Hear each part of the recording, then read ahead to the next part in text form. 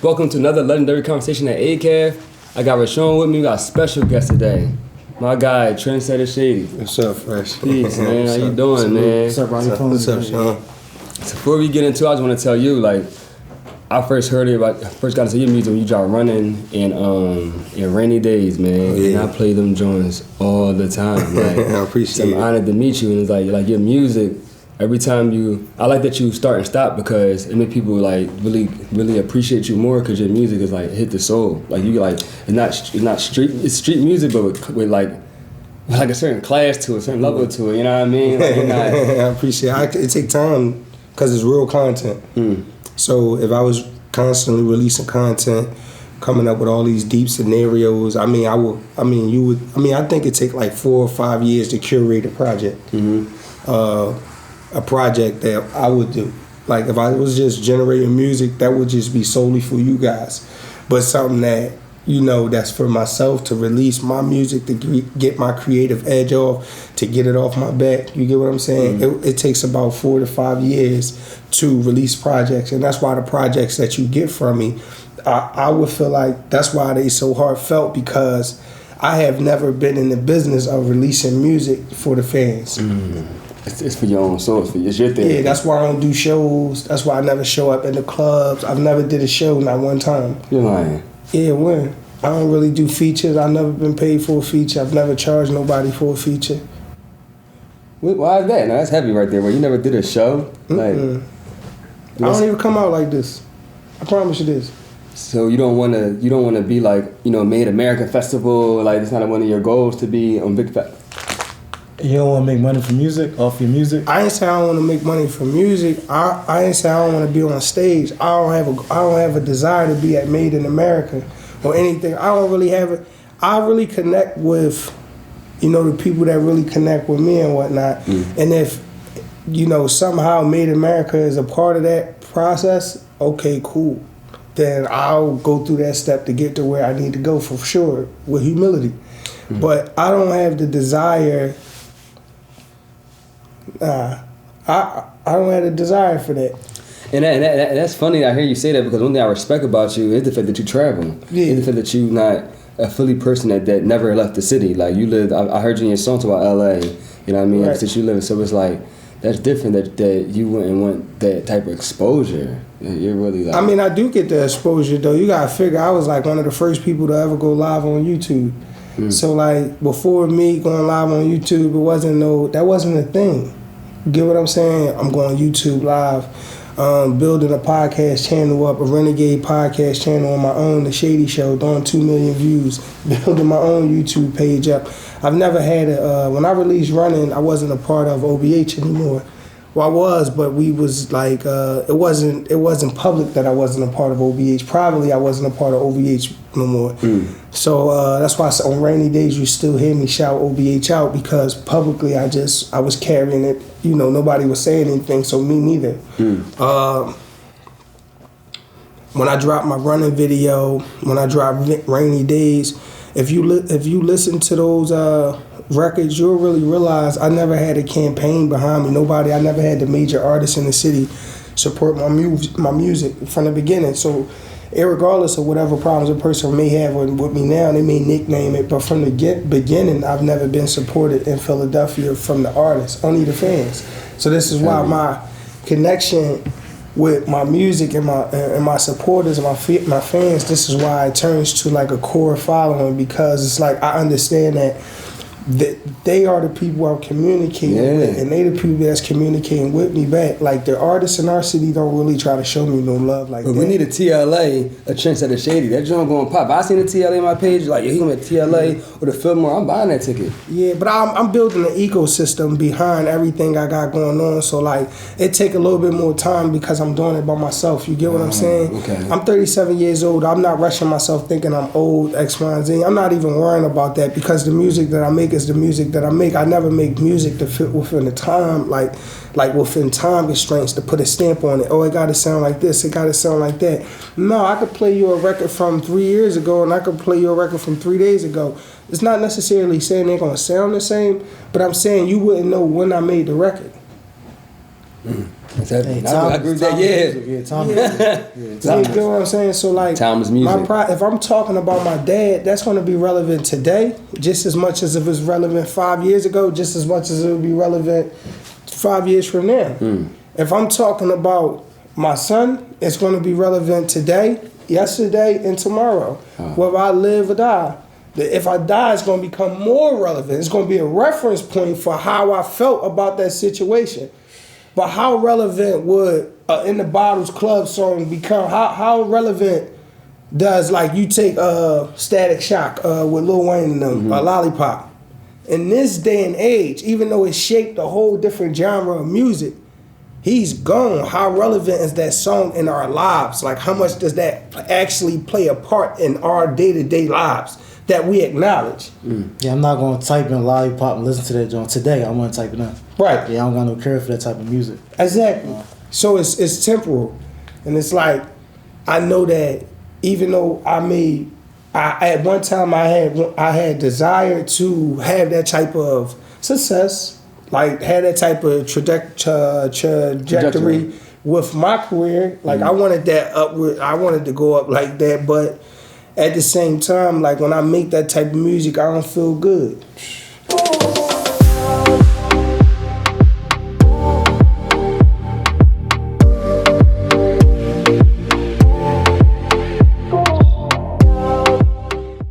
Yeah, I watched when you said in an interview that like you didn't like the fact that you had to come back to doing music to defend your name. I think that was heavy. It's like it took the creativity out of the art of what you do. It take the fun out of it because it's like this.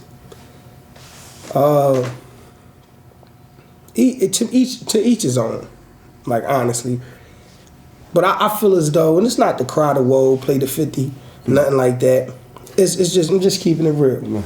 I feel as though for me to have accomplished everything that I have accomplished, the clothing store, the hot dog cart, my rap career, going to school, becoming a medical assistant, working my way from a dishwasher all the way up to a prep cook, leaving there, like I said, going to get my own. You see in that tea now? Yeah, having my own podcast, having my own clothing lines, having a record label and artists under me traveling on the road. You get what I'm saying? What name is that artist? I'm sorry. Dub, the best kept secret. Rest in peace to Brucey the Rapper, Davisha, Chris, Loco 1K from East Atlanta, YBM Dot from Maryland DMV area. He was the first risk taker. A lot. Yeah, when you gotta do. Yeah, we was on the road. We was in the air. We was everywhere. Yeah, everybody. You know, they sweep the run under the rug. But if you really pay attention to it, like I wasn't taking nobody to Atlanta or Miami for big homie team weekend or no sleep, no shout out to no sleep, shout out to sleep, shout out to the big homie. But I wasn't interested in that.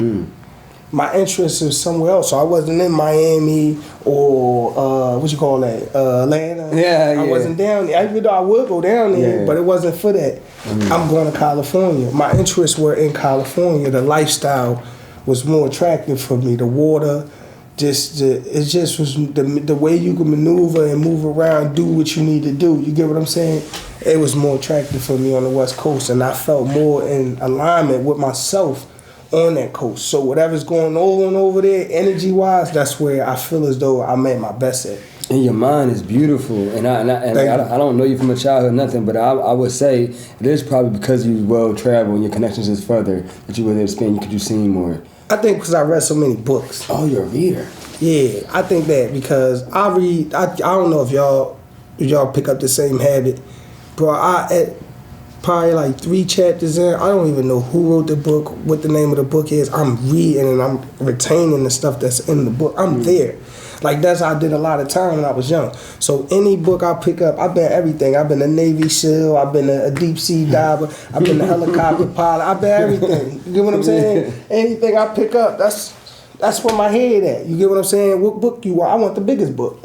You get what I'm saying? So it's like from different, you can go from here, you can come all the way from over here, from them writing stories about farm ladies over here, they making peach cobbler, to mend their wounds and all that, and come all the way over here to this guy sliding across the country sniping somebody. Like it don't, that's on the fiction side of things. Then when you look at the non-fiction side of things, when you look at, like I had got real into and like the history of like things, like the stories of the people that's like shaped today's culture, like the prophets, the messengers, and other historical figures throughout life, like regimes, dynasties, like things like that. Like we talking about the slave dynasties in Spain, like the Ottoman, and like it's a lot. So it's like all those things start playing a part in my readings. Like, all right, I'm getting volumes, and it's okay. I got volumes of history, but 6 volumes of this in prison or outside? Both. Okay. Both. I had a bookstore. It was called Halal Beginners.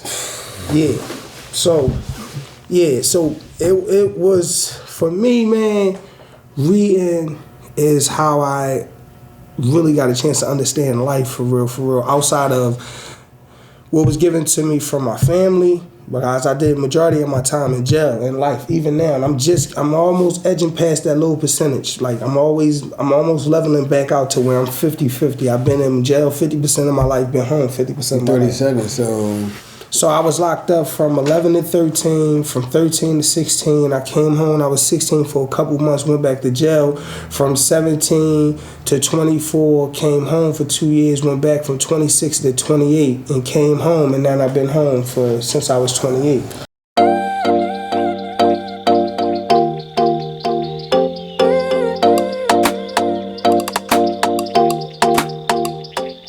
So what did you learn throughout your whole jail experience? What did that teach you? Oh, every time it's a new semester, baby. It depends on what year. I ain't gonna lie to you, because jail is what you make it. It could be a playground for fools. It could be a smart man's school. Every time I landed back at jail, I knew I was back in school. I knew I fucked up. I wasn't ready for it. Whatever this is going on out here, I wasn't ready for it. I knew I messed up. I thought I had it down pat, and then pressure hit me, and then I did something to put myself back into a submissive position. You know what I mean? So that's how that went. One of your words you said, I went to school in college, I ain't go to how you I said I went to school in I went to school in prison, never graduated college. Yeah, rainy days and all that. I said that also in like, if you listen to like Ghetto, it's on Soul of Legends, like it's like an autobiography. It tell you where I was born at, what hospital I was born in, and whatnot. Who my mom, my dad, how they were with the upbringing with them, how it was for me. You know how I came about, how I hit the West Coast. That whole song right there.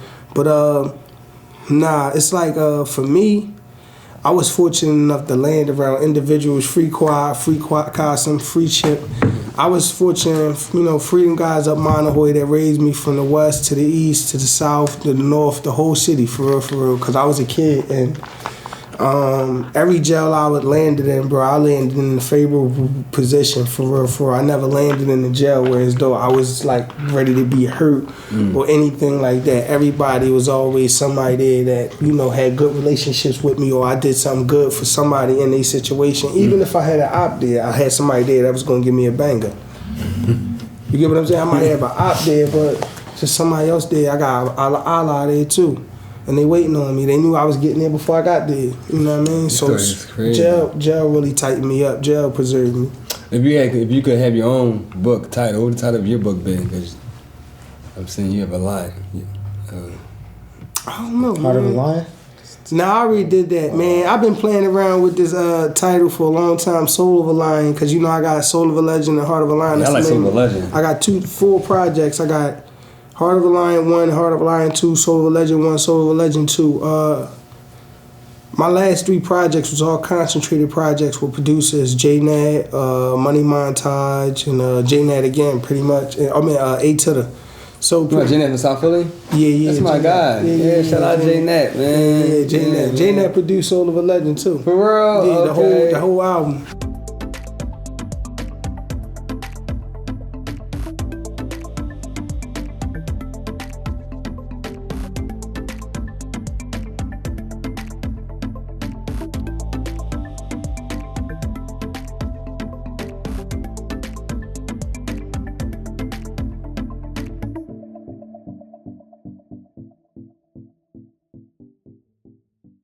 I wanted to ask you about 16th and York. How was it growing up in that neighborhood? Oh yeah. And also the gentrification going on, like Temple buying up the whole neighborhood.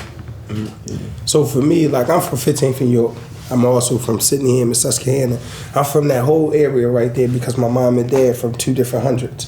So it's like your dad being from this 152nd Street, your mom being from the next 100 up. So that whole block becomes yours, right? And that whole like circumference, like that becomes yours. So growing up in my neighborhood, in my early years, it was like New Jack City. Like, you know, I can see that too. Yeah, that's what it really was like. Like, you walk past alleys or lots, it'd be old heads out there. They got the barrel. They got the barrels on fire. They out there drinking 40s, playing old school songs. This song's dedicated. You know, you remember how I used to go. You know what I mean? Somebody that got killed, but you a kid. You don't understand what's going on. That's how they expressing their pain back then. You feel me? I can remember back then always in my neighborhood looking on the ground, caps, different color caps and whatnot. But for me, my neighborhood was like a playground, the whole neighborhood. Cause we could play manhunt, freeze tag, hide and go seek, catch a girl, get a girl. Good thing. Ding dong Dixie, mat tag where you can't touch nothing rough. You gotta jump from smooth surface to smooth surface. Get what I'm saying? Yeah. Chick the wolf. You get what I'm saying? Manhunt.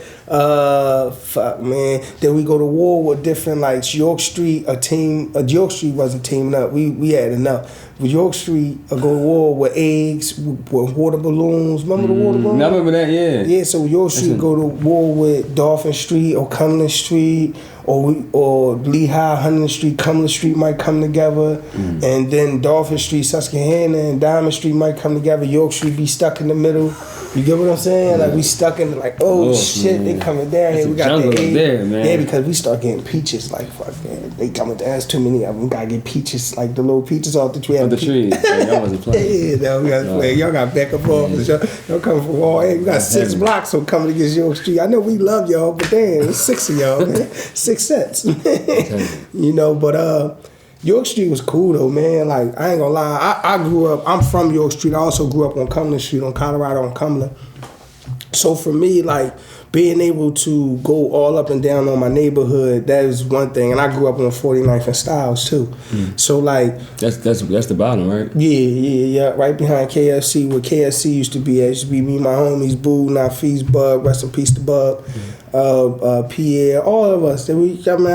Man, 55th and Pine knew my face. Oh, yeah. No, I was a little bit. I put that stealing car stuff out here. National Shady, man. No more Trendsetta Shady. Yeah, I spent a few summers out on Style Street, and I forever got love for Board 9 Feast. Bub gone, so it's different now, probably. But just thinking back to that time we mob deep, forever in my mind, you can't remind me. West Philly Crime Street, we taking Johnnies. Anything with a glow ring or Bonnies. And we ain't never nothing else, man. We honest. This is high fashion, shorty, not designer. I'm underground, but they hear me like Verizon. Whole car smell like Zaza. I'm vibing. They don't really want me outside. I'm violent. I learned to say to myself, I need it quiet. You can't be the ruler letting people line you. And I want to take my kids to Punta Cana way before a group of niggas, man. You wildin', you know? Yeah, that's my homie, you know what I mean? Shout out to West Philly. Damn, risk takers. Thanks. Yeah, but the last part, the gentrification part. Oh, the gentrification. What you think about that? Because now white people run that joint. Like it's changing. I feel like I feel good about it, honestly, because even though, because look, it's a long game. Everybody go, everybody come back. Before we came somewhere, somebody else was somewhere. You feel what I'm saying? So look, they come in, they fix it all up. We still stick around because they ain't got enough money to wipe us all out because they don't got the interest there. There's no resources there for them to put that much money there. So now because of their own greed, they come build us an infrastructure to run off. For the people that can stick around and wait it out and stay up and keep it up with turns, when these people leave and go somewhere else because they got interest other places, they're going to be able to buy the infrastructure for cheap, and then they're going to be able to turn it back around. And it's a cycle, 20, 30, 40, 50, maybe even 100 years, but it got to take place because somebody going to be here 100 years from now if the trumpet don't get blown. That's what it is. I never look at it like that. Love your mind. Never heard that one. Like that. Woo! Put it together. What's there? We don't got no oil. We don't got no diamonds unless they start kidnapping and taking us our melanin. What's there? What's there on York Street? What's there? Guy recommend me a book. Yeah, he's a reader. They put all their money in there for nothing. What about family? It's gonna go what back about to us. families and community and things like that? I mean, what about that being torn apart and people? I mean, at the end of the day, the moral fabric of family wasn't torn apart because of gentrification. The moral fabric of the family was torn apart because of the transatlantic slave trade and everything after that. You know what I mean? It don't start with gentrification. That's just a fruit.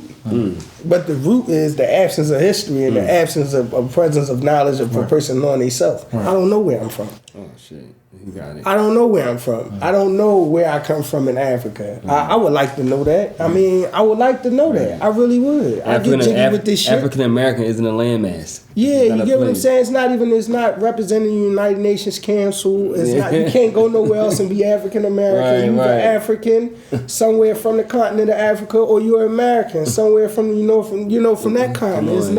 There's no embassy nowhere that's going to represent you as an African American if you get kidnapped on some international soil. This is a fact. It don't exist. It's a figment of imagination. Nobody ratified that on the books. No black president. I don't care. Nobody ever went in and fixed everything that will ratify the situation and make America recognize African Americans as people, as humans. Yes, this is truth. That all have been stolen from us.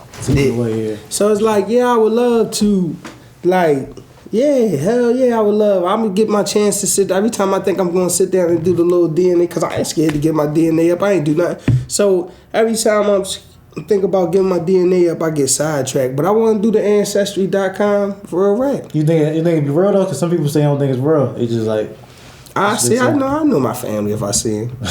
Right. I know my family. If you don't know your family, if you go over there, you will know what's up, bro. Come on, bro. Like you won't know what's up. I ain't saying you gotta look exactly like me, but I gotta see. Look, man. Because they saying they're doing it to take people bread, like take your money, and saying this you really get heritage, but.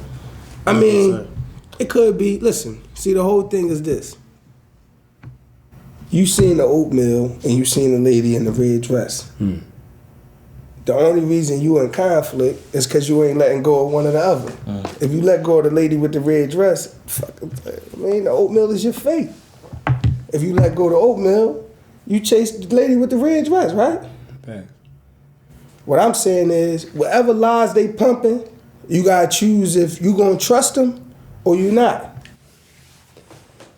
Gotcha. So you either gotta eat the oatmeal or you gotta chase the lady with the red dress. But if you do both, you ain't Neo. You're a good person to look up to. I was looking at your video. I appreciate it, man. Lord make me better than what you think of me. I mean. Peace.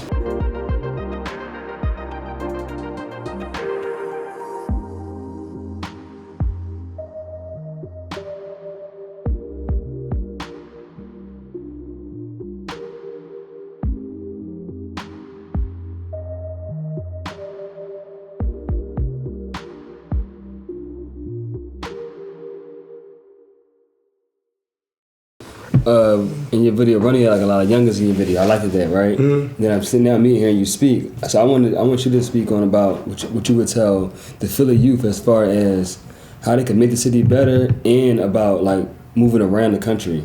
All they got to do to make the city better is to value life. All they got to do is just care. That's all they got to do. It don't require no money. It don't require nobody to march. It don't require nobody to even have to talk to each other. All you gotta do is care about somebody else's life. That's all you gotta do. That's all you gotta do is care about your quality of life. Know that you want the best for yourself and you don't want to diminish nobody else's life. That sound corny to some people. That sound weird. But what sound weird to me is you think you a killer, but when it's time for you to go to jail, you gonna go to jail, cry on the phone, to your homies out here in the street, for a lawyer that's gonna come up there, for a judge that's gonna sit 10 feet away from you, that's gonna call the fate of your life that you won't dare do shit to. You crazy. I ain't stopped being in the street because somebody took me out the street. I just realized what was going on and I don't care what nobody think about my moves. I've been told him years ago, Dub, this is what it is. It's people like him that understand me because he's seen a transition. He's seen me be ahead of the curve, get slaughtered for it, and then at the same time, because people will say things 1,000 times, and then when they gotta correct themselves, they'll correct themselves one time. He's seen me go through that. The damage is done in this world. You get what I'm saying? Yeah. The only thing I tell these kids out here is just care. Just care. Care about your mother.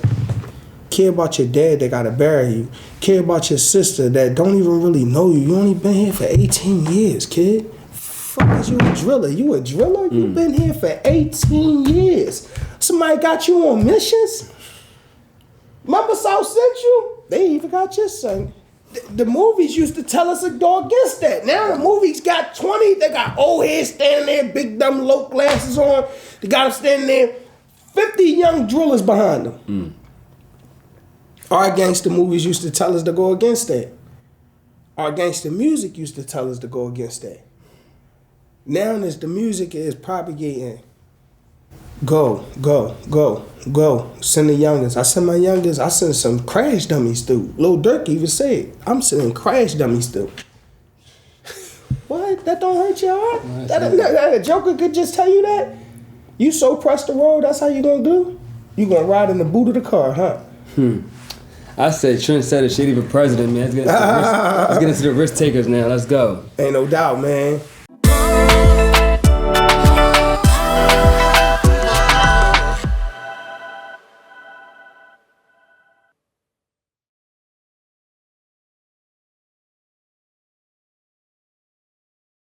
So we got Dub, the best kept secret, the last risk taker, come add on with us. I need to know more about the risk takers, man. So we had to get you up here. How you doing, Dub? Yeah, for sure. I appreciate y'all having me. Yes, sir. Yes, sir. Anytime Big Bro in the city, I just slide, just pull up. Anything that he got going on, I'm just I supportive. don't even care if it's for me to get something to eat. I might come down here and stop at a spot. Dub, I'm going such and such to get something to eat. He pull up. How y'all two meet each other? How y'all meet? Man, I was doing I was one of the first rappers to go Instagram Live.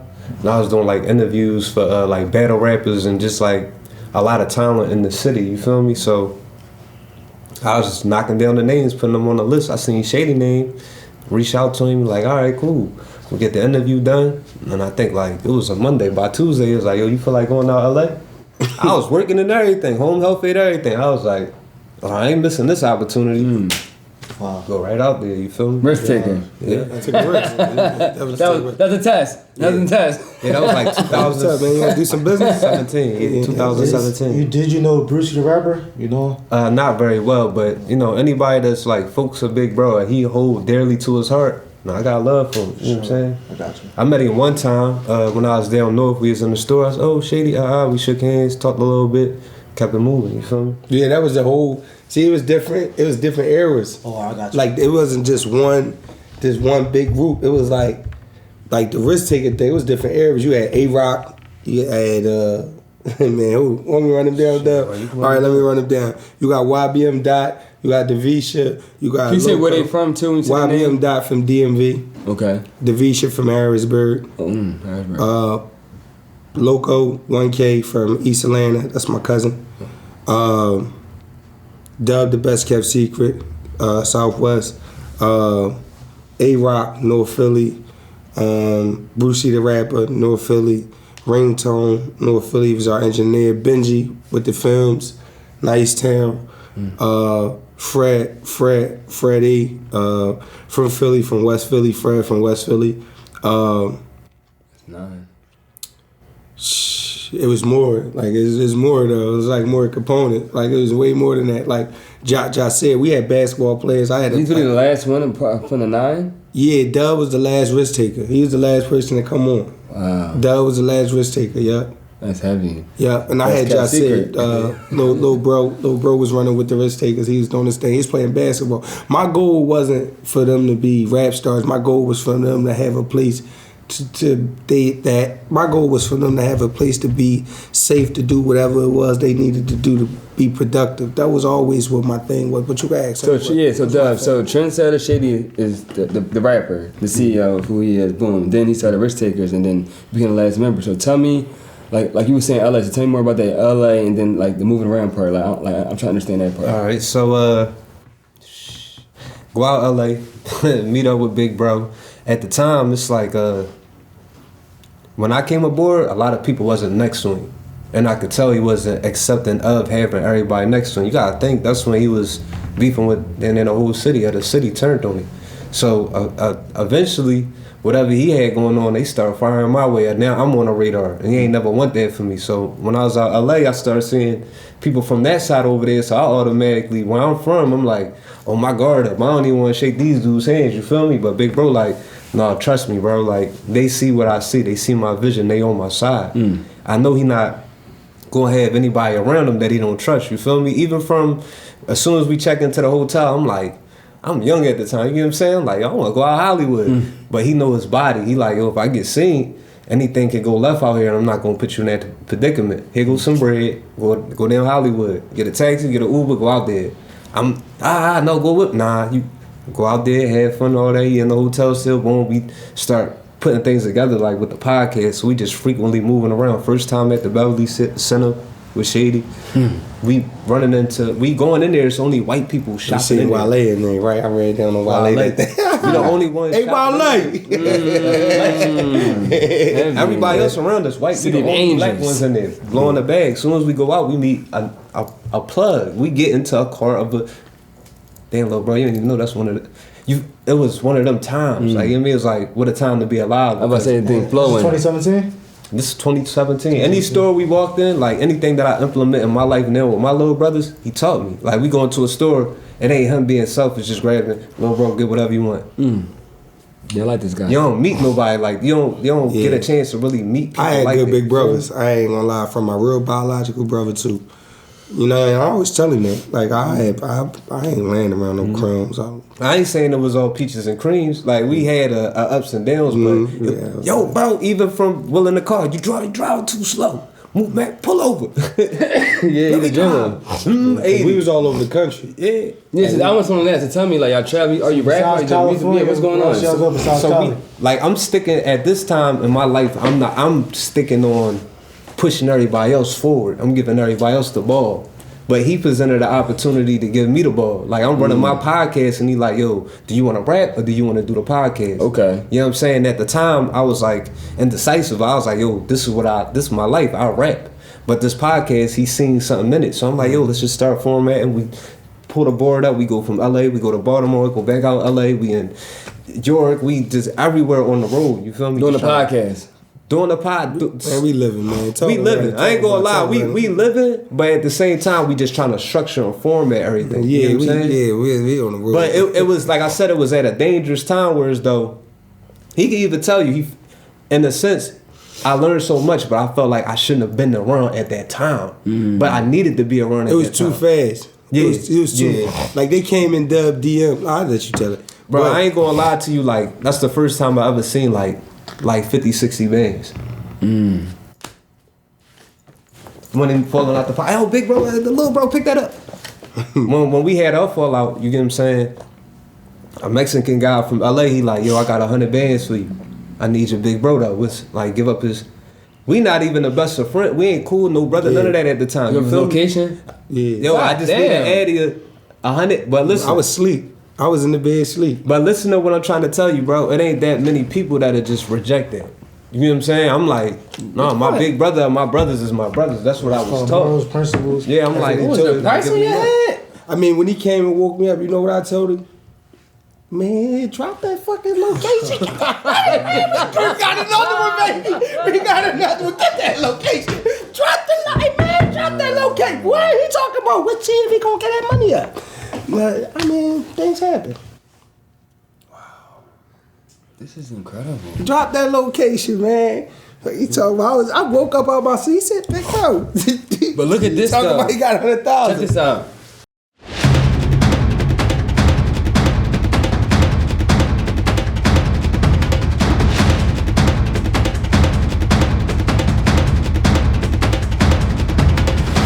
LA Temptation. I've been to LA a few times. Like the to. He said no. Like that's you thorough. Like the whole jail joint. He was like, yo, I mean, I locked up, but I knew that I was responsible for what I did. This is school for me. That mentality was good for you even outside. Okay, I'm in LA. I can go do this, but I'm not. You can go do your thing. But I'm gonna stay here. Yo, that's a leader. That's a boss. That's a king, man. Like, and that's why you're still standing. Yo, I still didn't want him to leave. I'm gonna be 100% with you, man. I did not want him to leave out that door. But I had an understanding that he didn't understand how deep my life was. he didn't understand how deep it was at all. Like, bro, just deep, bro. I got prayer problems. Like, you gotta chill. So I took the risk. I said, look, at the end of the day, you can't live a life when you don't trust nobody. So I trusted him. Go ahead, bust a move. He went out, he went down, he got to see the Hollywood stars. He got to do the things he innocently wanted to do. Because in his head, it was, bro, I'm not worried about them. And I don't got nothing to do with that. Right, he see Southwest having a part of that situation. Right, exactly. So he went out, he did what he did. But I was just letting him know, like, for me, bro, I'm somebody anywhere I go, even if nobody don't know me. So I know that I could walk in the room and it's more than likely somebody gonna recognize me before I recognize them. Because of that, I don't walk in too many rooms if I don't got a reason to walk in the room. And do you still gotta move like that now, do you think? Yeah, hell yeah, I move like that. I move like that in my job. Fuck, I'm always in the front of the job for if I ain't got no reason to be in the front of the job. I'm only in the part of the job I got a reason to be at. I had to ask you this question, and like, then I'm gonna get back to you. Like, it's burning. I had to ask you. I gotta tell you real transparent. So, like, with you and ARA, with him being locked up, how do you feel now? Like, I don't feel nothing. I don't got nothing to do with it. So I don't feel like people think I got energy towards that situation. They was done wrong. I was done wrong as far as speech. But when we start talking about the facts of the matter and things like that, I'm gonna just break this down calmly. I was judged by a set of rules and criteria that nobody else in the city allowed to be judged by. They made statements out their mouth verbally. Hey, we got the paperwork. Shady did this. Shady testified. Shady's the witness. Shady's X, Y, and Z. He's a surprise witness.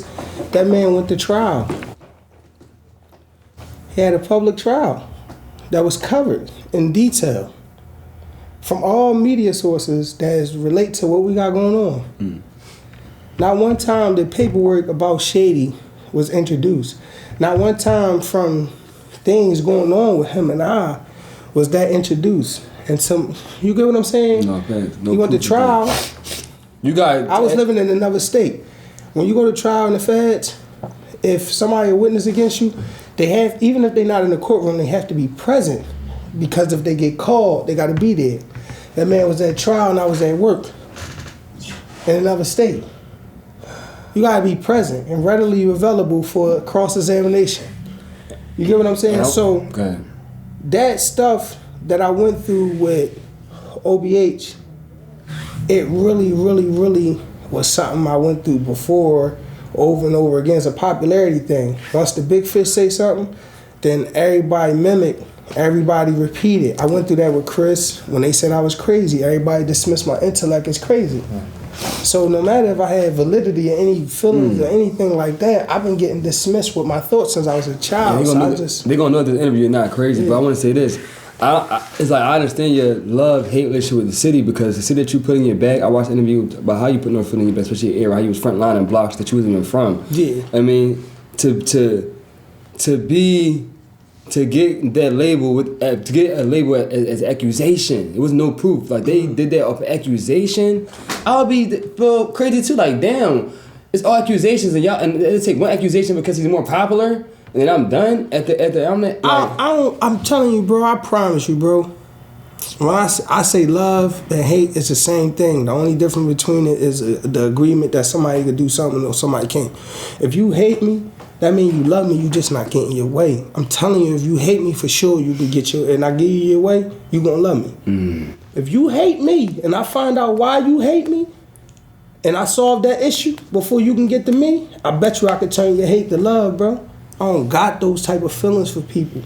I don't have, because it's nothing that he's done to me that he could come and say, you know what, I'm gonna change the situation. So if I know that is a fact, then why hold on to the energy of hate? So I don't have that. I don't have no feelings. Like, I don't have nothing to do with him. I got a lot of other people. I gotta say, free my brother, free my cousins. I got a cousin, free Freak. I was saying hate the city, as far as like, not embracing you when you needed to. After all the love you was putting in. No, but the world did though. Talk about that. Yeah, I got friends around the world, man. I have international conversations, man. I have friends around the world. I got friends in Liberia. I got friends in Ghana. I got friends in London. I got friends in Cambodia. I got friends in Jamaica. I got friends, man. I got friends, bro. I got friends. I got black friends, white friends, all types of friends. I got friends, bro. Like, so, like, it's not about who didn't, it's about who did. You know what I mean? I got friends, bro.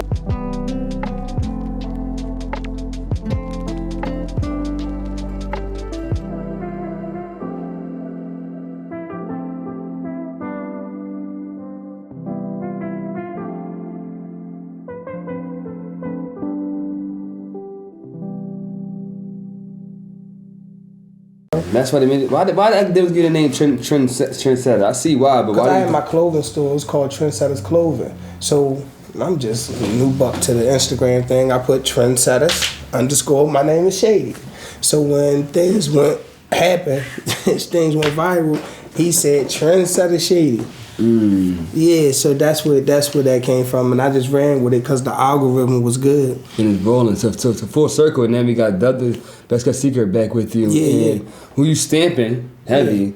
Yeah. And, Always. And it's like, so what's next for you, King? Like, don't know what. If I'm Jay-Z, this my men's bleak. Oh wow! All right, so you good? You good and good? You in his will somewhere? You know what I mean? That's likewise. It's like reverse. It don't even matter. Like you feel me?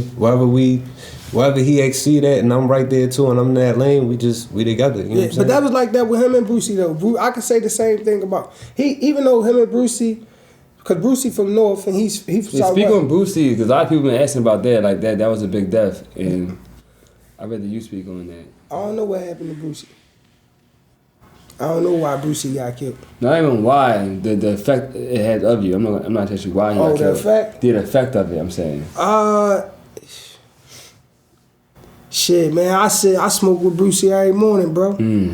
I ain't gonna lie, Dub, to tell you, I roll up, I put Brucey music on, I sit there with little bro, that shit fucked me up. It still fuck, I sit there with little bro, cause I ain't never lose a little bro. Cruddy got killed.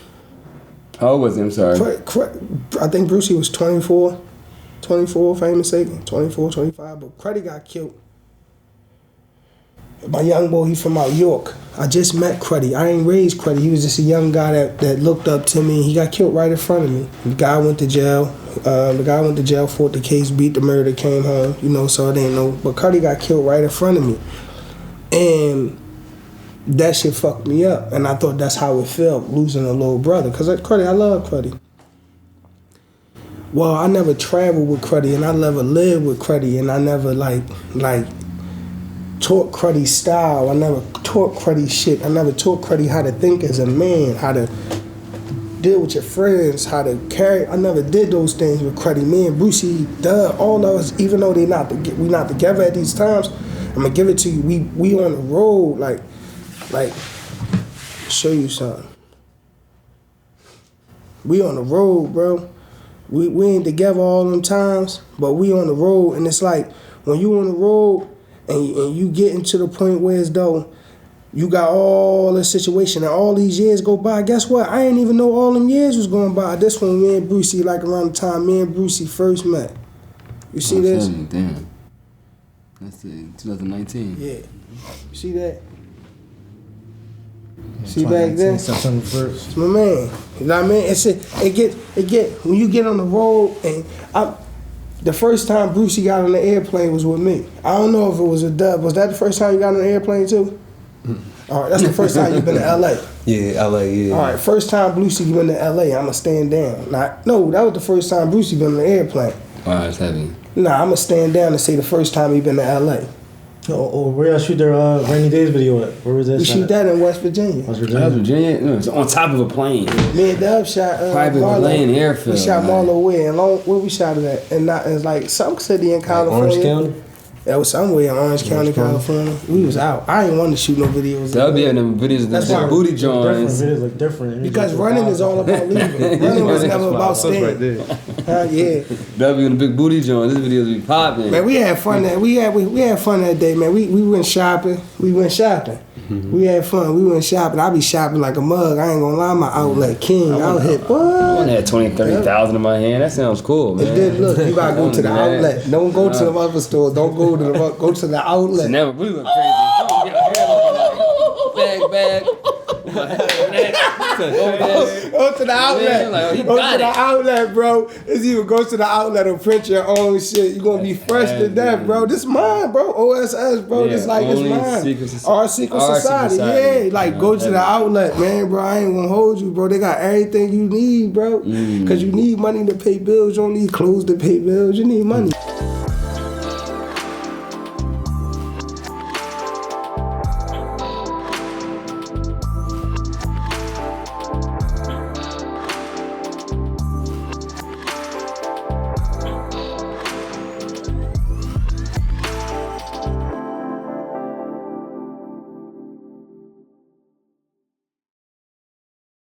Yo, I have a mentor named Dr. Wayne Williams. He told me he gave me a box with a gift. So when I opened the box up, it's a thesaurus and a dictionary. Why'd you give me this for? He said, because you got a lot of potential. He said, so I need you to use your potential to change the narrative for our people. And this is a couple of years ago. When I'm sitting here with you, it's like I think about him, what he told me. You're changing the narrative. Like if I look at you, if I ain't know you, like a North Philly street guy. You know, like everybody do. Oh, listen, bro. All right, so check it. Do you know what your IQ means? Do you know what it is? I know what it means, but I don't know what it is. Do you? I don't know, no. You? Anybody in this room? Tested, never got it done.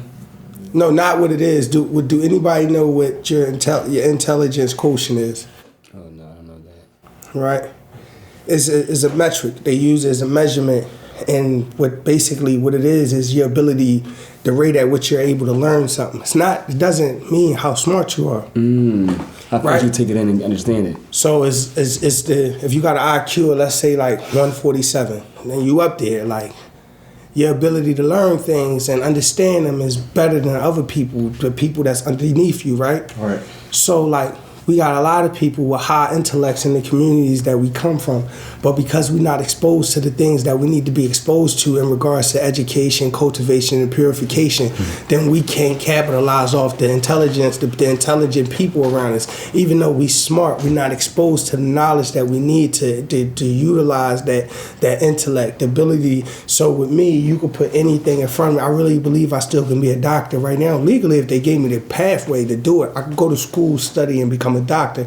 I become a neuroscientist. I could become anything I literally want to become in the field of learning something and applying it. If it's methodical, I can do it. Right now, I'm an electromechanical assembler. I'll show y'all when we get off the camera what I do. I take stuff and I build it. And that's just in the real world, but in the digital world, I also make ecosystems. I build ecosystems. That's what I do. So it's like, that's just what I'm into. The rapping thing is just what I do. That's just how I express myself. It's no different than a person being able to play tennis and paint. It's no different. So it shouldn't be a shocker. I'm just born where I was in the first all-boys class in public school history in Philadelphia. When it comes to Philadelphia. What school was that? M. Hall Stanton. I was in South Philly? Nah, M. Hall Stanton, Morton Hall Stanton, not the one in South Philly, the one on 16th of Cumberland, but with John Coates as our teacher. It was a social experiment. They put children that was at risk, didn't have really fathers in their lives. I don't know why. Norm was in there. Norm had a dad. Norm dad was like everybody's dad too. Nobody, shout out to Norm. But it was a social experiment, and they put us all in the same class for the first 4 years of our life, pretty much, for the first 4 school years of our life. And, like, we all still like brothers to this day. I'm 37. So it's like, in that class, we learned confrontation. We learned how to deal with each other. We learned how to deal with men, but it kind of like, you put women in our class, like, at 5th grade, we really didn't know what was going on. You get what I'm saying? Like, we was in the all boys class, and it was documented on, it's an HBO documentary called I Am a Promise.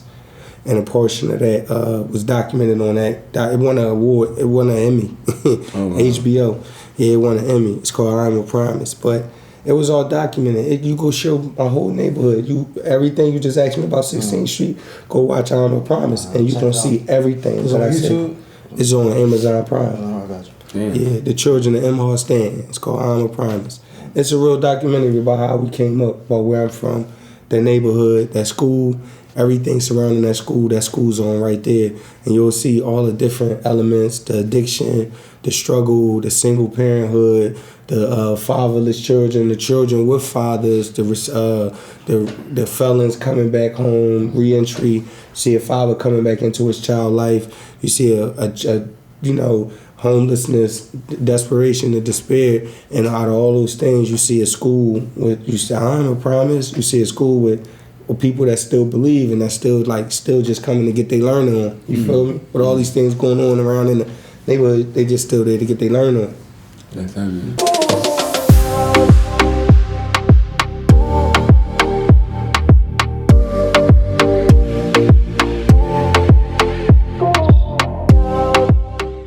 I watched a lot of interviews with Johnnie Mac, and I seen you on his platform. What happened between you and him? Why don't you go and interview on his platform no more? All right, so all is fear and love on war, right? What happened was when Johnnie Mac came to me for an interview, he came under the guise of, sharing pain with me. Like, yo, I lost my brother, you lost your brother, I'm such and such, I'm from Philly. You came to me, you asked me for an interview, I said, all right, I got you, bro, I don't need nothing. Like, I ain't with that, you get what I'm saying? And I appreciate you for offering, you feel me? But I'm cool, you know what I mean? If I wasn't cool, I hope that, through the energy, that some way, somehow I could call you and bust a place so I can get cool. It ain't about asking you for no money. Maybe you could point me in the right direction. I'll work.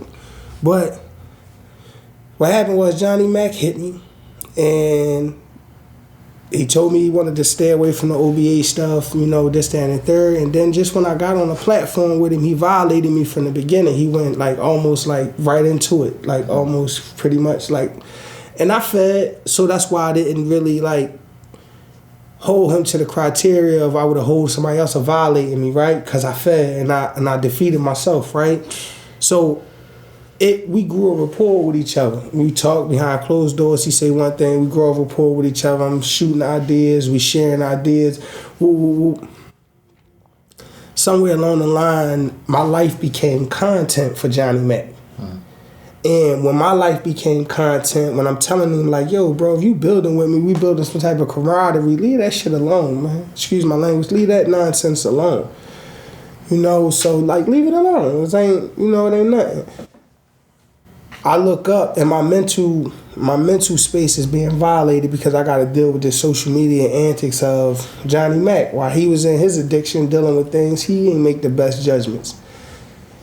No matter if I knew he was in his addiction or not, which I did, but no matter not, what I'm saying is when I took my gloves off and I start back attacking him, everybody was kind of sad, damn, man, why you do that to Johnnie Mac? Why you do that to Johnnie Mac? Somewhere along the lines, something shift. And when something shift, I looked up and everything that every reason I didn't want to do interviews became the reason. Everything manifested itself right there. It was me reliving that whole internet stuff over again, right? That means y'all hated from that before.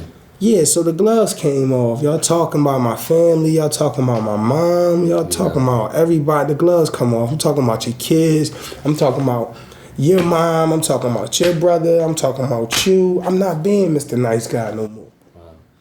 And so I'm a player. However we gonna play this game, we gonna play it. At the end, we move on. Well, how you think in our culture, things gotta get to that level in our culture as a people? We're the only people that gotta take it there. We're not the only people that gotta take it there, and we're not the only people that take it there, because when you look at other cultures, we the only people that's being propagated that's taking it here now. But when you look at the favelas and you go to the slums of other countries, they chopping heads off, bro. They cutting hearts out, bro, leaving in the streets, bro. They making songs about these dead bodies. They've been making songs about the cartels in other countries forever. We're not the only people that's hurting ourselves. We're not the only people that got single parent households. We're not the only people that's on food stamps. We're not the only people that's fucked up and disenfranchised. We not. We're not the only people that live in food deserts. We're not the only people that go through gentrification. We're not. Look at the farmers around the country. They getting pushed out of their own stuff. Big farms, not even 20 million units. They got 20 acres and getting pushed off their 20 acres. 200. The corporation need all 400 of these acres. So now we got 15 farms ready to go out of business. We're not the only ones that's going through stuff. We the only people that's on this earth that's focused on that. Come on, man. We're not the only ones that went through slavery. We not the only ones that went through a history being wiped. Everybody who won the war wiped the history of their victims. That's how history is won. That's how the war is won. They tell you Hannibal did this, whoop, whoop, whoop, whoop, whoop. But if you look at it strategically, that's what the Romans told you. History told about the conqueror.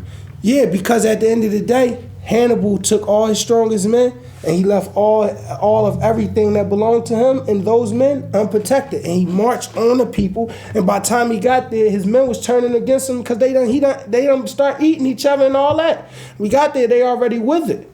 So where is that the mind of a great conqueror? Who told you that?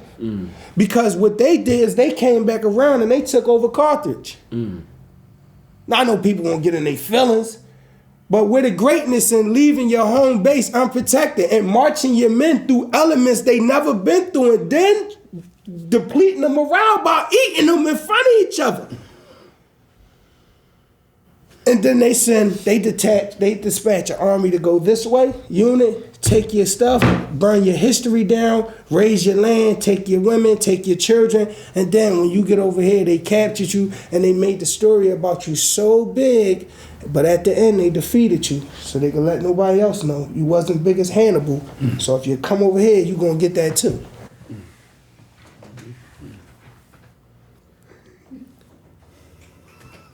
You know what I'm saying? You dropping knowledge. I shit, yeah, yeah, man. We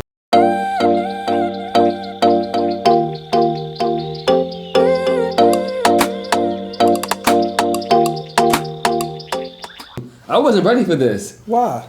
I'm not gonna lie to you. Why? You know what? I'm I was in the car smoking like I got it. Yeah, I wasn't ready. Ready. This what you gotta go through. Long ass text. I sent long text. Them joints you gotta hit the arrow and open up on the white screen. Like a book. Start from page 1. By the time you're done, 350. Damn, yeah, it's like And you still be stuck in the middle. I just starting to get to read the book. he's the solution. Like we need Philly go off of relatability. If we can't relate to you, we don't hear you.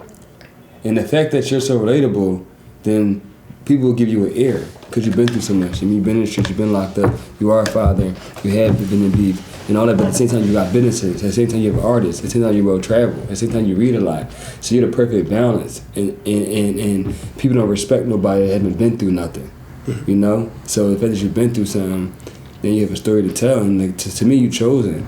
So I think you need to speak more, brother, and get more ways of coming out. And do conscious because you're not just an artist, you're a messenger. So I can see a conscious where you spitting and you just stop it. You just got an interlude. You just going in. I mean, I'm gonna tell you something. Tell me. I don't like being around a lot of people. You signed up for the wrong job. You in it. I ain't signed up to be a rapper. You don't even like strip clubs. Yeah. Ask him how many times you've been to a strip club. Ask him, just ask him how many times you've been to a strip I'm club. gonna take you to a strip club. Once. In your life? Mm-hmm. Ask him if you make party music, How you like party music? club music. Club music. He leave that for me. You wanna dance? What dance I'm gonna do? Go hit the dance. Hit the dance. No, hit the dance, bro. What dance I'm gonna do? You going Fat Joe? Come on, bro. Come on, bro. They wasn't expecting Malcolm X to play the trumpet, man. Don't do that to me, man. You know what I mean? I ain't saying I'm Malcolm X, but you know.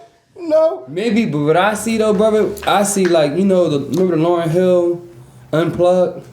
Yeah, that's dope. I would love to do an NPR Tiny Like, Desk. that's That'd be a dope I see situation. that. We wait to perform. What's this on the? I'm saying perform. Yeah, I got you. Yeah, I see like NPR. Yeah, Tony did something real. Not maybe I take it back. Not like TLA, but something that you created. Like you brought out a venue space and you did your own elements in it, and you was like the center around it on some cool shit. Like I remember the JT concert from 444. He had a stage where he was like in the middle stage, but it was just like. It was like spinning around, and he was like real comfortable. Like he didn't even do nothing. Nigga like this the whole time on the mic, just chilling, but rapping. But we just want to hear his bars and look at him, type shit. Like he don't gotta perform. That's how I look at you. You don't gotta perform. I appreciate that. You know what I'm saying? Jay-Z's not a performer, but nigga, we need to. When niggas say throw that rock up, hova, niggas just throwing it up. Yeah. And we went in to hear the guy speak. Yeah. We had another guest on the show. Somebody, I'm a huge fan of Oschino, so I want you to talk about your relationship with Oschino. Oh, it was a lot. Like how you met and y'all bond and things like that. I met O when I was over the House of Corrections. He was over the House of Corrections. You met him in jail. Yeah. Jail's crazy. Yeah, I was a juvenile, and my brother had this after my brother got killed and whatnot, and I met him. He was over there he was on the adult side, and I was on the juvie block, and I just reached out to him and let him know, yo, it's Shady Black. I'm over here on this other side, and reached right back out. He sent me a letter. He was like, you lost your brother, but you got a brother in me forever and whatnot. You feel what I'm saying? And I remember he was sending me money. He was in jail too. He used to send me like $50 money orders like once a month, every other week or some shit like that. Like, man. While he was in jail? Yeah, he was in jail too. Sending you money? Mm-hmm. That's so cool. Yeah, I just met him. And he was looking out. He was looking out and shit. I appreciate it. Till to this day, because I remember it. You feel what I'm saying? I remember how them Jones hit. I remember the handwriting on the envelope. Oh, that's a Jones that's a money order, baby. Keep me ordering up, baby. Big bags when I come through, nigga. You know what I mean? Yeah, but I remember them when it hit. You know what I mean? So I appreciate it now like them. But I end up going back through the juvenile system, getting decertified, going like Fishing Quest, St. Gabe's, then bounced from there and went to like Newcastle and shit. And I came home. Delaware? No, PA. Okay. On the other side. So I come home. So let's just say we flash forward. I leave from where Oschino at. We lose contact. I get to Glen Mills a couple years later, and my brother end up like a year later. Oh, no. This after my brother got killed. I leave from where Oschino was at. I turn 18. I go home. When I go home, I gotta come back to jail. I meet somebody named Ike. Ike was on the phone, or Ike was like, he heard my name. That's my man. He rest in peace. He was from out here from 52nd and Addison. Well, Ike's died dead? He's dead right now? Yeah, he died a minute ago. I'm talking about I want to say like at least like 13, 14 years ago. Okay. He's from out here, like 52nd and Delancey or something like that. Mm-hmm. Well, I met him in jail and whatnot, tall dude, you know what I mean? But I was telling them who I was. They was like, Shady, he rapped too. They was like, Shady here, he was on the radio, this, that, and the third. He from State Property, this, that, and woo, woo, woo, woo. That's what they was saying. He like, who? Because he talks to O. So being as though he said that. And I'm like, no, I know who I am. Call him. So he went right up there on the phone, man, this dude here, he had the balled up face, and he like, you see, I seen his face change. He's like, come here. Got on the phone with O. It was O right there. Boom. Me and O reconnected right there, chopping it. But O came up to see Ike. Did he come up to see me? No, he came up to see Ike while at the same time I had a visit so we all could see each other. So we parlayed the visit. We got a chance to see each other. That was that. And then he kept coming to see Ike though a couple more times. Then I come home from that situation. And when I came home, me and O linked up. He pulled up on me. That's my first time linking with him in the street. He pulled up on me on my block. He had a black Jag at the time. You know what I mean? At the time, he had just came out of white Jag, but he had the black Jag. Or it was one or the other. What year was this? 2004. Wow. 2004. So like he's on the radio during them years, huh? He popping in. Yeah. So at the time, Chris and them got No Better Love and all that type of stuff going on. They got the tours going on. O and them wasn't on the tours like that. They was like doing other shit and battling incarceration and just things like that. They ain't had no single out on the radio and whatnot. But they was Rockefeller for sure. So they probably. But I slid up on me, came and picked me up, took me to like his mom house or his sister house down on the bottom of some shit. We chilled, kicked it. That was how it always was with O. Later on in life, after I did my time and came home after doing 7 years, I came home, me and O linked back up again. And we was kicking it, but then when I got around OBH, me and O linked back up. He came around admin, seen I was there, and we already had our pre-existing relationship. And that put us back in contact with each other. O sharing music with me. Like, you feel me? I got unreleased O Jones on here, but O sharing music with me. I'm sharing music with O. You feel what I'm saying? It led to me and O eventually doing music together. We did Gold Medallion. We did Run It Up. Me, him, and Drama. You know, I'm on a song with Drama. I ain't even know that. Ain't never tell me that. Drama. I didn't even know until the other day. I didn't even know. It was like not the other day, but like 2 months ago. No, the song over. Been out for years. I ain't know that was Drama. But shout out to Drama too. Shout out to Drama. Yeah, so Drama is me, Drama, and I think Ab on it. It's called Run It Up. And then we got another one. And then we got 2 more that's unreleased. So we got me and O got music together. I had like a personal fallout with one of old personal friends, on top of some other shit that me and O went through about a song or something. I don't know if that rubbed him the wrong way. I can't say that really was it. I could really lean on 3 things: the song, a personal fallout that I had with one of his friends that, you know, he called me about, and I didn't appreciate him calling me about. He called me about a friend, but he didn't call me when I was going through everything I was going through with Ab and them. But when he was going through everything he was going through with Neef and them, he was adding me and putting me in it, and I was riding with him. You get what I'm saying? Like, I know Neef and them. This my brother homies. You get what I'm saying? I'm taking the right position, though. I ain't taking a position, a political position. I'm taking the right position. You get what I'm saying? But all in all, I'm not going to say I don't matter to the Oschino. Oschino don't matter to me. I just think in the grand scheme of things, everything he got going on in life and everything I got going on in life, none of that shit matter. He just, you know what I mean? I just hope he do, you know what I mean? He both got a lot going on. Yeah, like he got life going on. Yeah. And, you know what I mean? Like, fuck, Shady got, whatever I got going on don't got nothing to do with, and whatever he got going on don't got nothing to do with me. I just think the deterioration of me and O relationship just came from the internet shit. That there was a guy out of town that did a feature. He wanted to do a project with me and Oschino. On one end, he was communicating with Oschino. On the other end, he was communicating with me.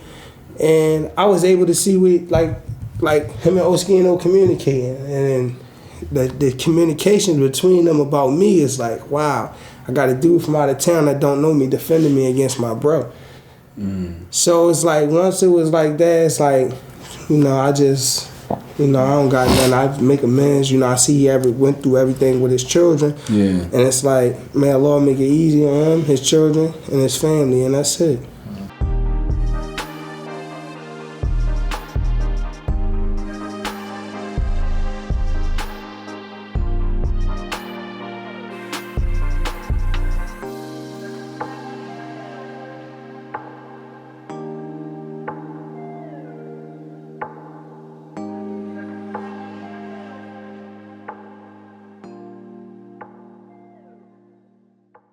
I mean, what's your goals? What's your visions in life? What are you trying to accomplish before you transition?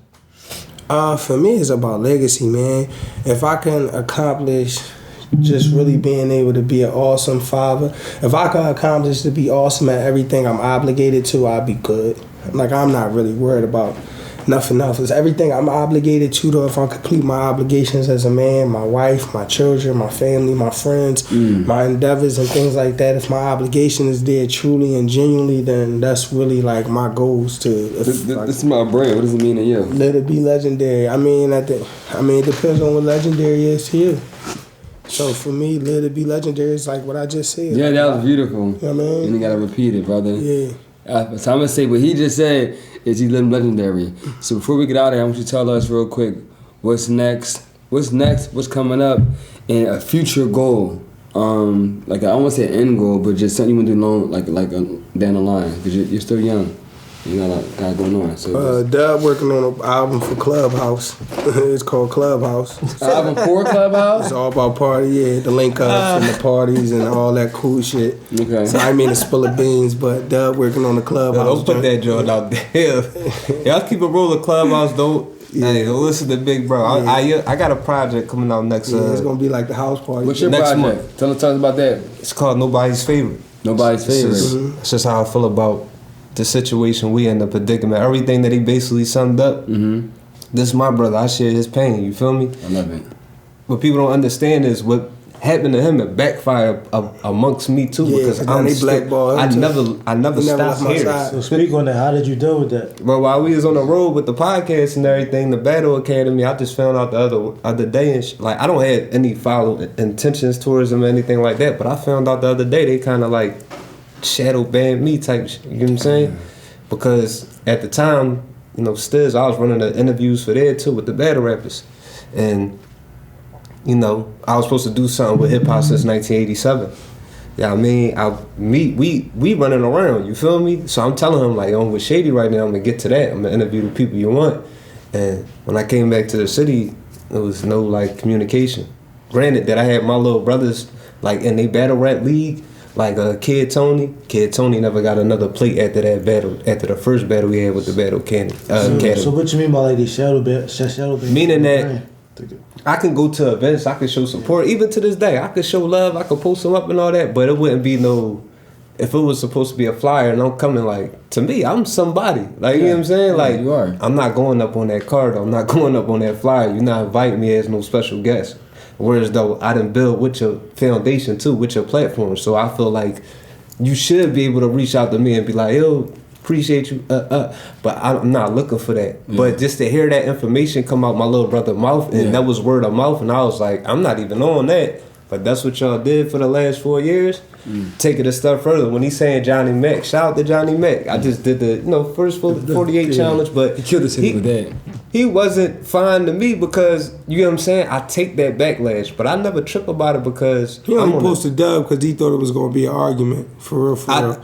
I ain't gonna lie, he didn't post my joint. Johnnie Mac ain't post mine. I did it. I posted on my own YouTube and I posted on my own Instagram and I'm waiting for my man to send me the cover work because I ain't put no press on it.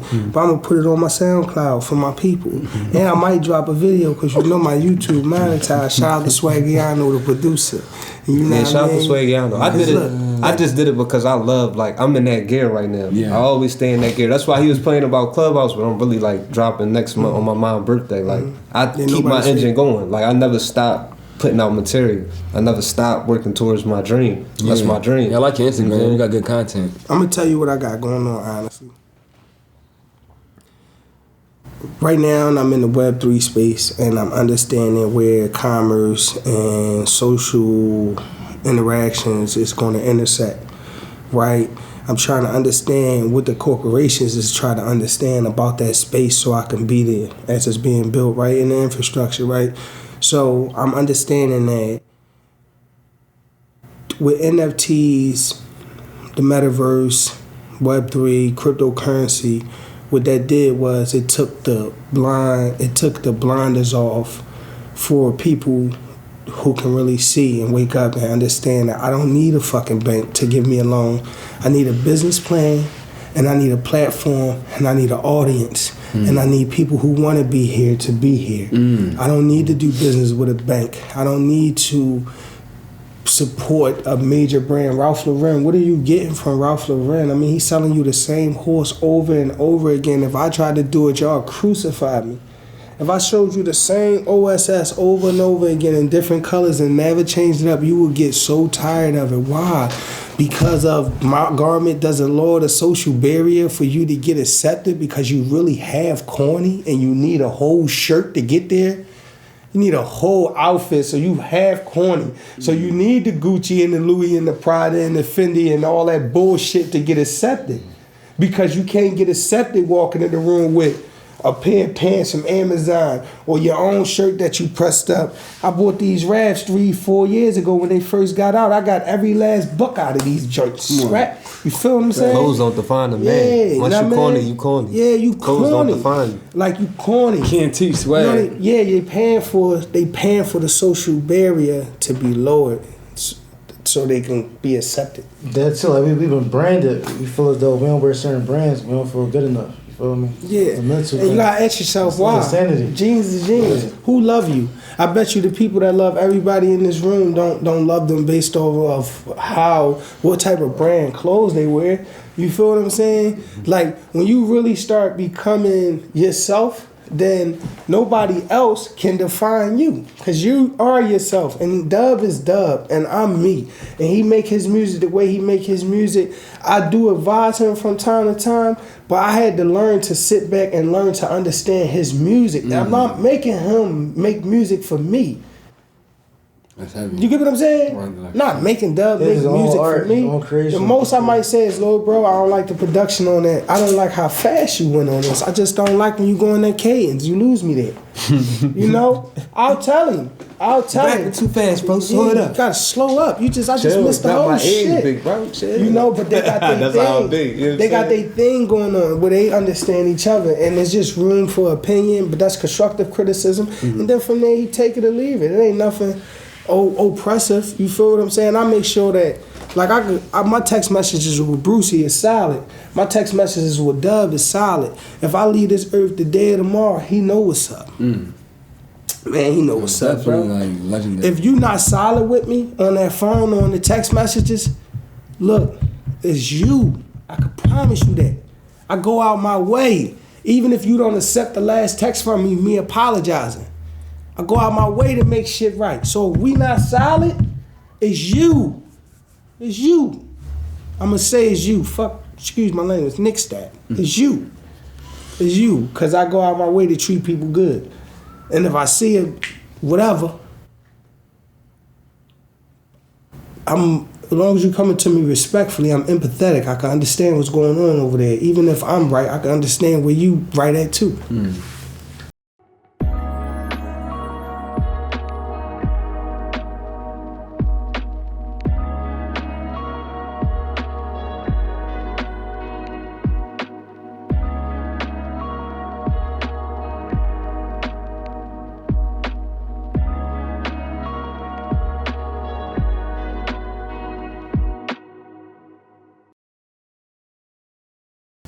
What's your thoughts being at ACAF? What you think about the art and everything?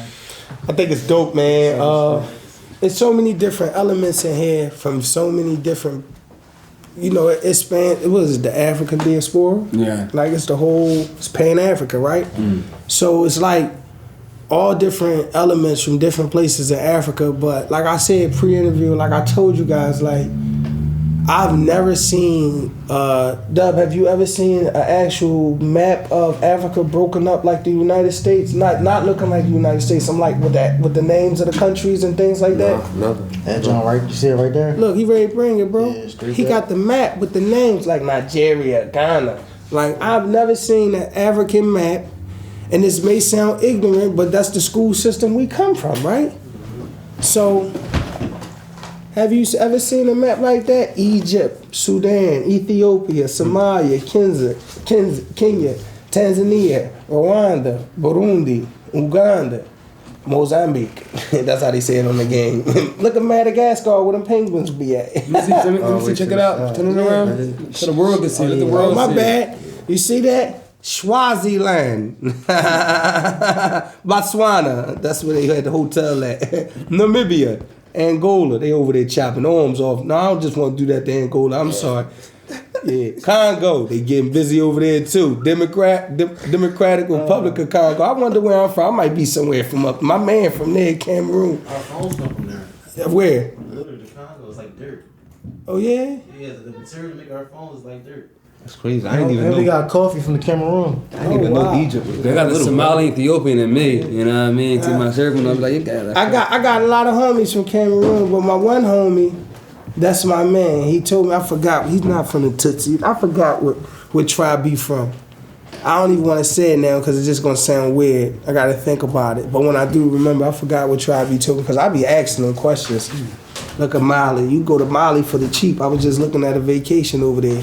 And that come from Cameroon? Yeah, coffee you got from Cameroon.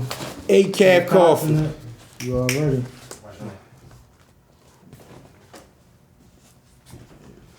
The best part of waking up is our culture in your cup. Come on, man. Hold up. Come on, man. Our culture, Make drink sure y'all that. get that coffee. Get that coffee. Get that I'm coffee. excited to hear your next to hear your freestyle in this room. So, like I said, so you have your NFT, you have your NFT, your Bitcoin, any new music, you got kind of new tapes, any new features. I'm working on my project called actually. So I don't know if the audio will be able to take it over here, man. Yeah, why you getting that? Also, tell me if you could get a feature from anybody, who would you get it from, and what artists in Philly do you like besides risk takers? So any feature in the game that you would work with if you could, and artists in Philadelphia that you liking on the rise. Tor, K Gibbs, J Huff, Mook Lauren,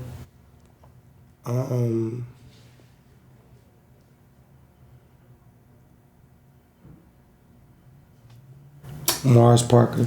Mars Parker, okay. Yeah, Me and my man Fat Carl lock in and make a song. I always want South Philly, Fat Carl? He from Yeah. South Philly, uptown. No, he from South Philly. Yeah, Bro, all the way. Yeah. Yeah, Barber. Yeah. Yeah. I want to make a song with Carl. Carl, that's my man. I know we'll make a fun, dope song. And if I get in the right space and me and Carl make a joint and be something fun. My music is fun. I just came from California and I made a song with S-Class, BMF. Oh, y'all sing in the studio in that John. Yeah, but I can see you doing a song with. Yeah, that's gonna mess the audio. No, we ain't gonna perform. No, can't leave that out. Like, I can see you doing I want to something, perform and mess it up. Being the Butcher, I can see you doing Being the Butcher. I think that would sound hard. You and Being the Butcher. I know it sound great. You and Scarface. I don't like people. Oh my goodness. I just don't. Wale, Team Wale. Fuck Wale. Who would you do a song with? I ain't gonna hold you naming people I wouldn't even think about. I see them like with a surf. I like surf. I I gotta do a song with Jill Scott. Oh, yeah, wow. good. Like I gotta do a song with like Anthony Hamilton. I gotta do a song with like Don Tripp because he affected my life with that Baby Mom song. I gotta do a song with like I gotta do like you gotta think like I gotta do songs like that could get played in Zanzibar Blue if it was up. You feel me? Gotta do like I ain't with all that other stuff. I ain't with all that jumping around making music.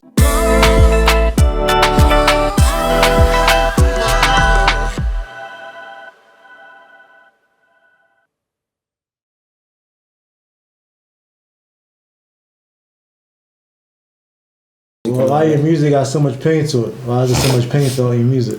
Cause that's how I express my pain. You can hear all the pain in your music. That's how I get it out. I wait till I digest it, I go through it, process it, and I write that shit. So yeah, man. So I learned a lot today, and I'm very grateful you came through.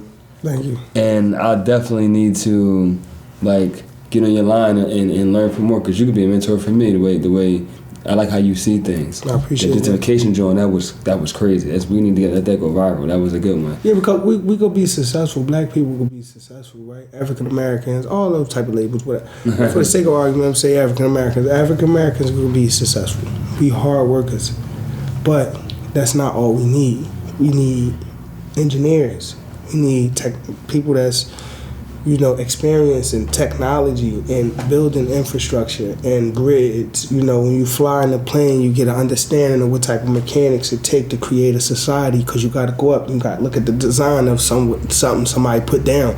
Like we live in, we down these streets, but we never get higher than the 2 stories of the house that we live in. You get what I'm saying? Some people, if you never been in the airplane and you never lived on a 3rd-story crib, you never even been higher to the house than you was raised in. You get what I'm saying? So it's like, you gotta understand that that's not by design. It's not by design that we don't have access to runways and we don't have access to aviation and sea navigation. It's not by design that we don't have access to STEM programs. It's not by design that they'll put a welfare program in our community before they put a vocational program in our community. It's not by design that they'll allow a bar to go up before they allow a supermarket to go up, a fresh grocery store to grow up. You get what I'm saying? It's not by design that, all things down here is created towards taking money out of the community. They put everything right at your face. You got, before you get to a fresh market to go do that, the moralization, the the morale factor is just gone, because at the end of the day, you just rode past a Chinese store, a Jamaican store, an Indian food store, 2 KFCs, a McDonald's, a Popeyes, some poppy stores, a tire spot. Everything is not ours. Not even so much as that. They don't want you to be able to. They don't want you to be able to get it from the mud. Because if you teach a man to fish, he can provide for himself and his people. But if you give a man a fish, he'll be dependent on you. So they don't want you to go past all them stores. They're going to put everything in your way for you to stop. If you stop at one, they got the effect of you stopping at all. If you stop at any of them stores for anything, the goal is to take the resources out of the community.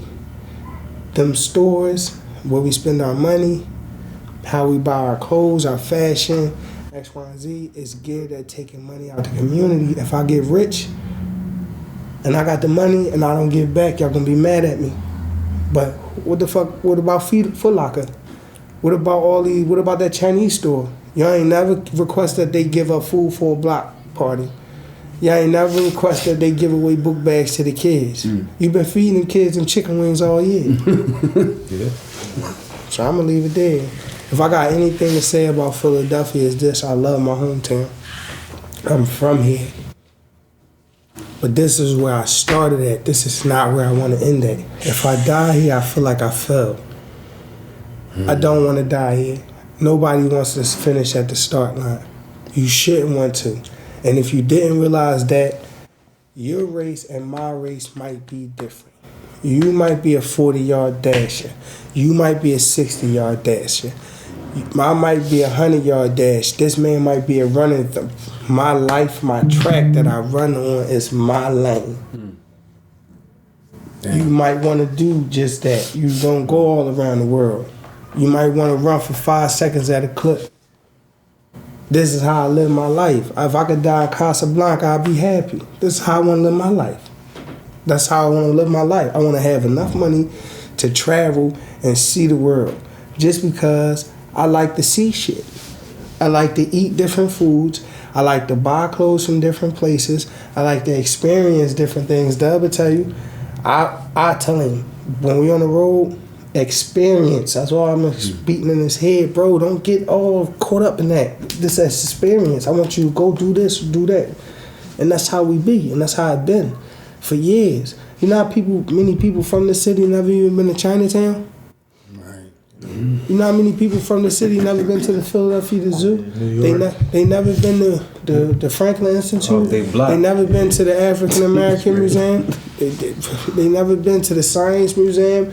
They never been. They never been anywhere to even feel good about being from Philly, to make it like a real like credible experience. Yeah, like a real credible stance on, you know, this is why I love Philly. Yeah, they never been tourists in their own city. Yeah, you really love Philly, and you never experienced it. Yeah, like,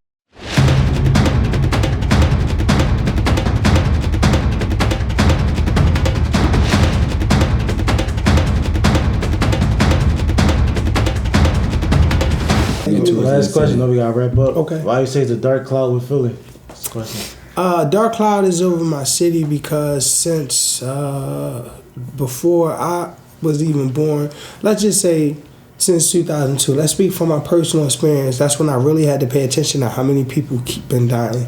Since I've been paying attention for the last 20 years, our city has been on a steady incline of how many murders it goes on every year, right? So since 2002, the rate, like the murders has been going up, right?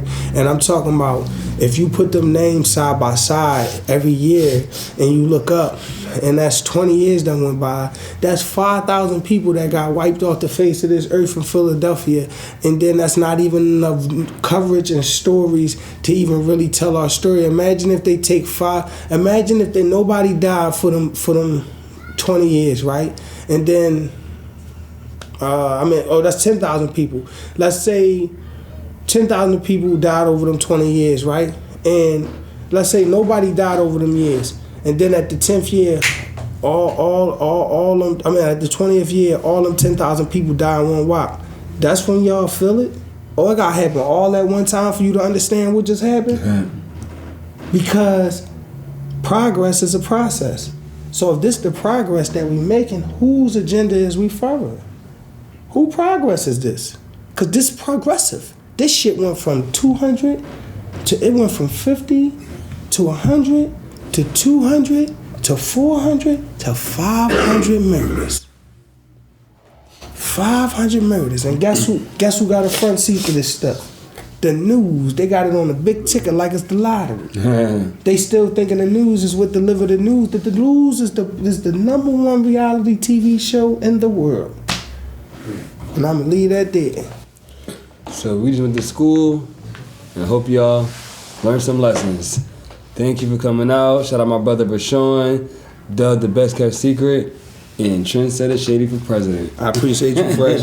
Doug, thanks for coming out, bro. Sean, thanks for having me. Thank you guys. I appreciate you guys.